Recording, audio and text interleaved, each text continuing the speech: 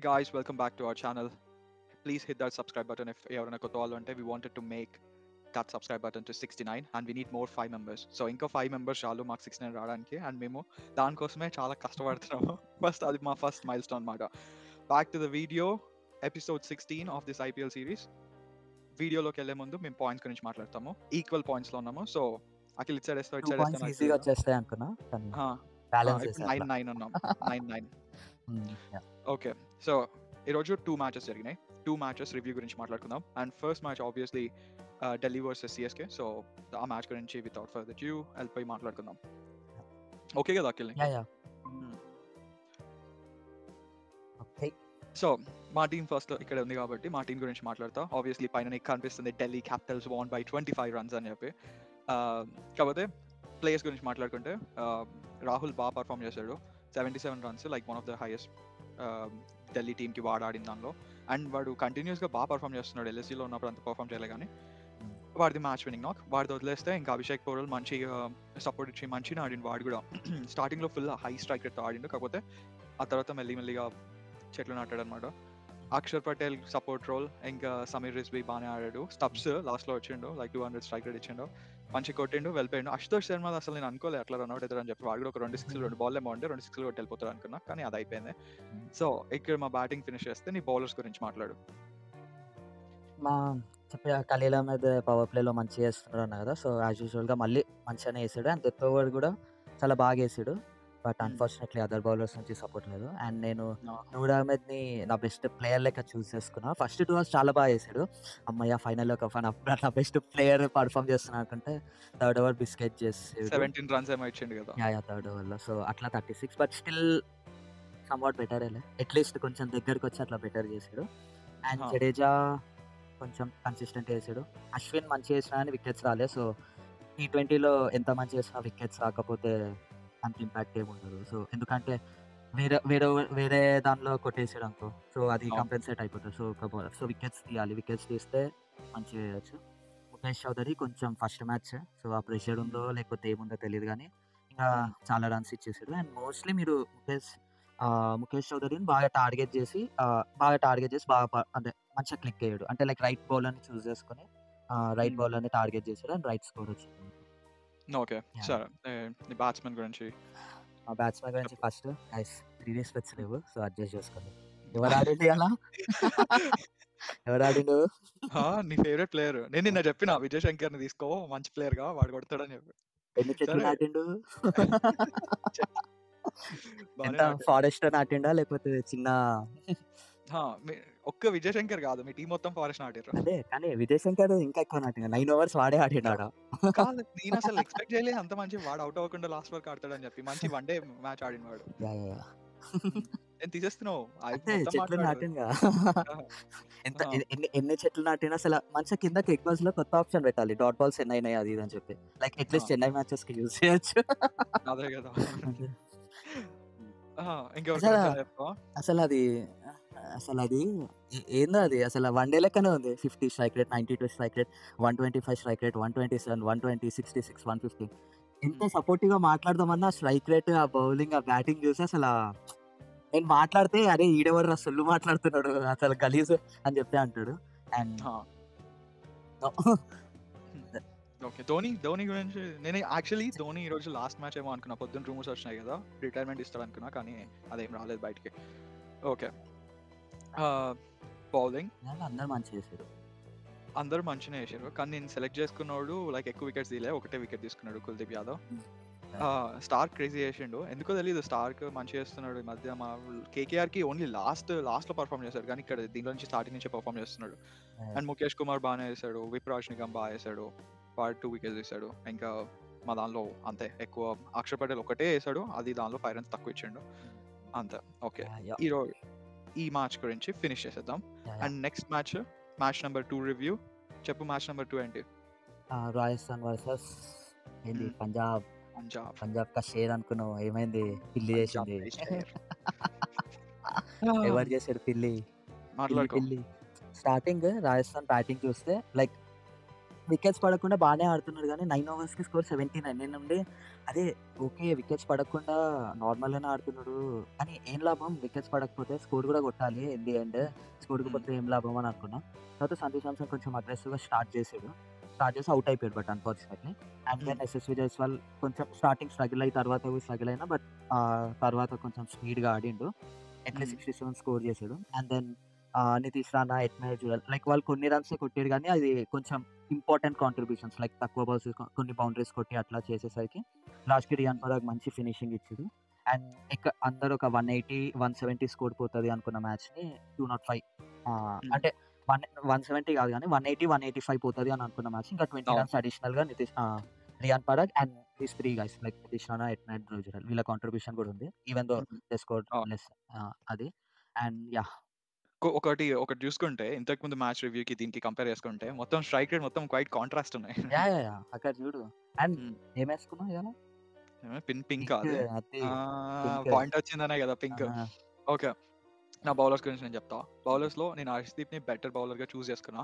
హ్మ్. నేను నిజంగానే వాడు మంచిగా చేసిండు. అంటే రన్స్ ఇవ్వకుండా ఆపిండు అండ్ ఒక వికెట్ తీసిండు. హ్మ్. కంపారిటివ్‌లీ ఫెర్గ్యూసన్ బెటర్ అని అనుకుందాం. ఎందుకంటే వాడు ఆల్‌మోస్ట్ అంతే చేసి 2 వికెట్స్ తీసిండు అండ్ కాబట్టి. ఇంపార్టెంట్ వికెట్స్ తీసుకున్నారు.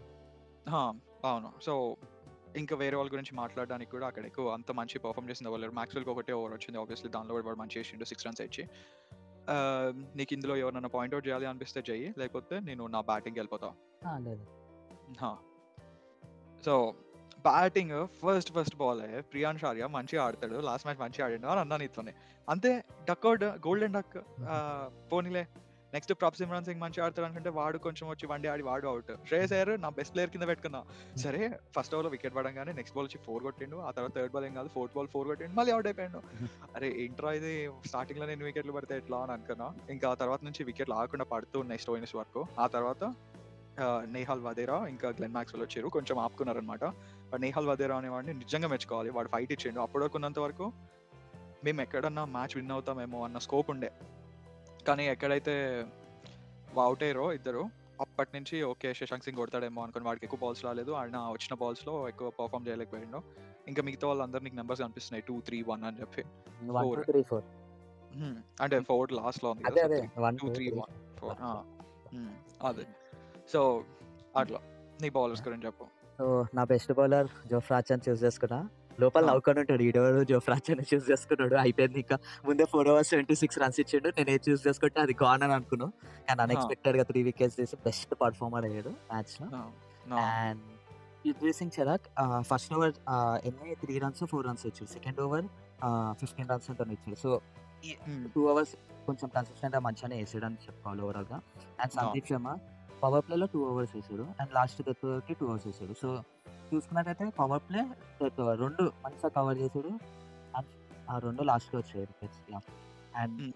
మహేష తీక్షణ ఈ 26 రన్స్‌లో మహేష తీక్షణలో ఎక్కువ వైడ్స్ ఉన్నాయి చెప్పాలంటే. 4 వైడ్స్ ఆడ కనిపిస్తున్నాయిగా. అదే. 4 వైడ్స్ యాహ్! ఎన్ని ఇట్లా మొత్తం వైడ్స్ అసలెట్లా ఎంత ఘోరంగా ఏసాడంటే వైడ్స్ ఏస్తనే ఉండే. అండ్ అవును. 2 ఇంపార్టెంట్ వికెట్స్ తీసుకున్నాడు.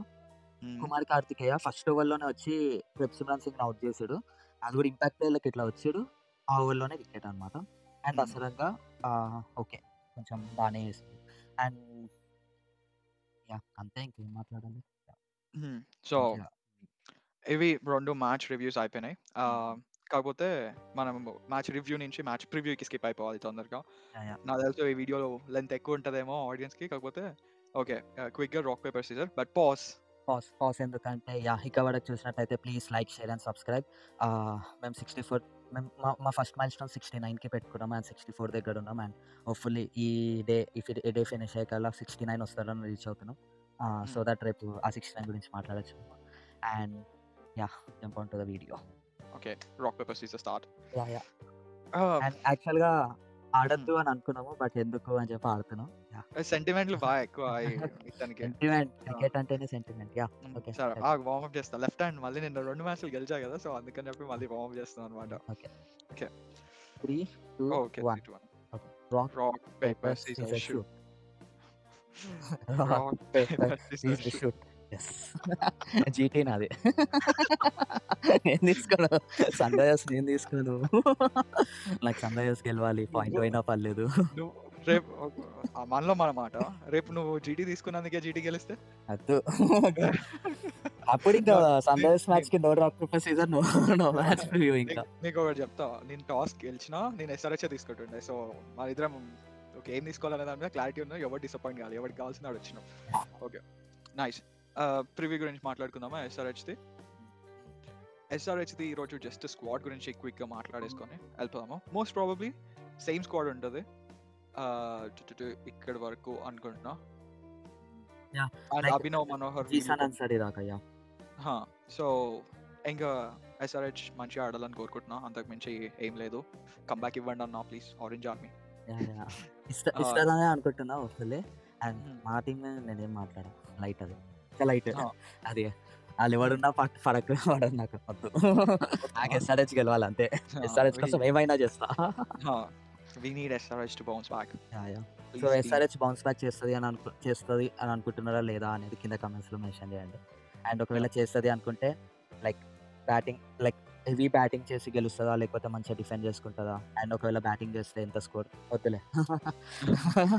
నాకు ఈ మ్యాచ్ కూడా, రేపు వచ్చే మ్యాచ్ కూడా ఎస్ఆర్హెచ్ ఇంకా వేరే వాళ్ళని తీసేసి కొంతమందిని రిప్లేస్ చేస్తే బాగుండు అనిపిస్తుంది. లైక్ సచిన్ బేబీ, ఆ తర్వాత ఐడియా, వీళ్ళిద్దరు మంచి ఆడిరు ప్రాక్టీస్ మ్యాచెస్ లో, నేను చూసిన. వాళ్ళకి ఛాన్స్ ఇస్తే బాగుంటది, వేరే వాళ్ళని ఎవరన్నా అంటే ఎక్కడ పెట్టాలో తెలియట్లేదు. బట్ లాస్ట్ మ్యాచ్ కొంచెం ఓకే కదా, ఎందుకు అని అంటే అభినవ్ మనోహర్ని తీసేసారు. తీసేసి వీడిని కమిండో మెండిస్ని తెచ్చాడు. బౌలింగ్ కూడా మంచి చేసాడు, బ్యాటింగ్ కూడా మంచి చేసాడు చెప్పాలంటే. బౌలింగ్ కానీ ఒకటే ఓవర్ ఇచ్చాడు. ఒకవేళ స్పిన్ మంచిగా అవుతుంది అని అంటే కమిండో మెండిస్కి ఒక 2-3 ఓవర్స్ అని ఇస్తే బాగుంటుంది.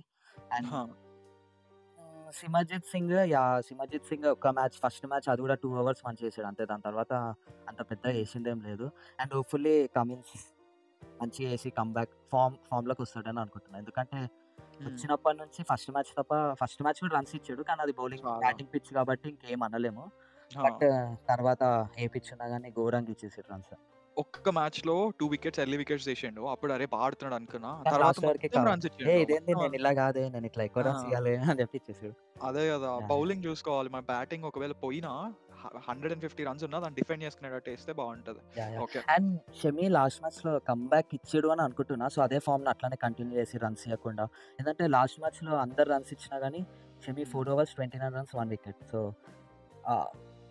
మనం ఎంత మంచిగా చేద్దాం అనుకున్నా కానీ వికెట్లు పడట్లేదు, అది పెద్ద ప్రాబ్లం. వికెట్లు పడితే మొత్తం స్కోర్ ఆటోమేటిక్ కంట్రోల్ అవుతుంది. నువ్వు అన్నావు చూడు ఇందాక ఒక పాయింట్, వికెట్ పడకపోతే ఏంటి మంచి చేస్తే నెక్స్ట్ బౌలర్ ని టార్గెట్ చేసి కొడతారని చెప్పి, అట్లా మనకు వికెట్లు పడాలి. నాకు ఒకటే ఉంది ఏంటి అని అంటే లైక్ హోప్ఫుల్లీ అది కంటిన్యూ అయితే, అంటే నా అనాలైసిస్ అది. ఇప్పుడు సిమర్జిత్ సింగ్ ని మనం ఎందుకు తీసుకుంటున్నాము, సిమర్జిత్ సింగ్ లైక్ మనకు పవర్ ప్లే బౌలర్ లేడు, ఎందుకంటే కమిన్స్ పవర్ ప్లే బౌలర్ కాదు, కమిన్స్ మిడిల్ ఓవర్ బౌలర్ అనమాట. సో మనకి డెత్ బౌలర్ హర్షల్ పటేల్ రూపంలో ఉన్నాడు, అండ్ కమిన్స్ మిడిల్ ఓవర్స్ ఉన్నాడు. సో మిడిల్ ఓవర్స్ ఒక డెత్ ఓవర్ ఒకటి అట్లా వేస్తాడు, హర్షల్ పటేల్ ఉన్నాడు, అండ్ షమి ఒక 2 overs వేస్తాడు. మనకి మెయిన్ ఎక్కడైపోతుందంటే స్టార్టింగ్ పవర్ ప్లే బౌలింగ్ ఉంటుంది చూడు, ఆ పవర్ ప్లే బౌలింగ్ లేదు, ఇంకొక బౌలర్ లేడు. సో అందుకని చెప్పి మనం సిమర్జిత్ సింగ్ తీసుకుంటున్నాం. నాదేంది అని అంటే వై నాట్ నితీష్ రెడ్డిని ట్రై చేయొచ్చు కదా పవర్ ప్లేకి. సో 2 overs అట్లా, 2 overs చాలు నితీష్ రెడ్డికి, 2 overs చాలు. అండ్ ఎట్లా నువ్వు అభిషేక్ శర్మకి ఇస్తున్నాడు 1 over 2 overs పవర్ ప్లేలో. సో ఫస్ట్ ఓవర్ షమికి ఇచ్చి, సెకండ్ ఓవర్ అభిషేక్ శర్మకి ఇచ్చి, థర్డ్ ఓవర్ మళ్ళీ షమి వేసి, 4th over 6th over Nitish రెడ్డికి ఇస్తే మేబీ వర్కౌట్ అవ్వచ్చు కదా. ఎందుకు కొంచెం బౌలింగ్ వేస్తే, బౌలింగ్ కూడా ఎట్లన్నా బ్యాటింగ్ లో పర్ఫామ్ చేయట్లేదు, బౌలింగ్ లో అన్న పర్ఫామ్ చేస్తే కొంచెం కాన్ఫిడెన్స్ వస్తుంది అని ప్లేయర్, మళ్ళీ బ్యాక్ టు ఫామ్ వచ్చేస్తాడు అని. నాకు ఒక కామెడీ థింగ్ గుర్తొచ్చింది ఏంటి తెలుసా, ప్రాక్టీస్ నుంచి ఇషాన్ కిషన్ బౌలింగ్ వేసే సినారియో గుర్తొచ్చింది. రేపు మ్యాచ్ లో వాడికి ఇస్తే చూడాలని ఉంది, కానీ మ్యాచ్ ఇంకా పెట్టుకోకుండా మంచిగా ఆడితే ఇవ్వాలి వాడికి. Okay, review ended. సో ఇంతవరకు చూసినట్టయితే please like, share and subscribe. Content నచ్చుతుందని అనుకుంటున్నాము. అండ్ కొత్తగా మీరు ఏమన్నా సజెషన్స్ ఉన్నా, ఏమన్నా ఇంప్రూవ్మెంట్స్ చేసుకోవాలన్నా, కొత్త ఐడియాస్ ఏమన్నా ఉన్నా, లైక్ ఇంకేమన్నా దీని గురించి మాట్లాడితే ఇంకా బాగుంటుంది, దాని గురించి మాట్లాడితే ఇంకా బాగుంటుంది, మీకు ఏమనిపించినా కింద కామెంట్స్లో మెన్షన్ చేయండి. మేము దాన్ని తీసుకొని ఇంప్రూవ్ చేసుకోవడానికి ట్రై చేస్తూ ఉంటాం. అండ్ డే టు డే దాన్ని ఇంకా ఫర్దర్గా ఇంప్రూవ్ చేసుకుందాం అనుకుంటున్నాం. Please like, share and subscribe. And don't forget hit the bell icon. Yeah, thank you last వరకు చూస్తున్న వాళ్ళందరికీ, thank you very much and peace out. Bye.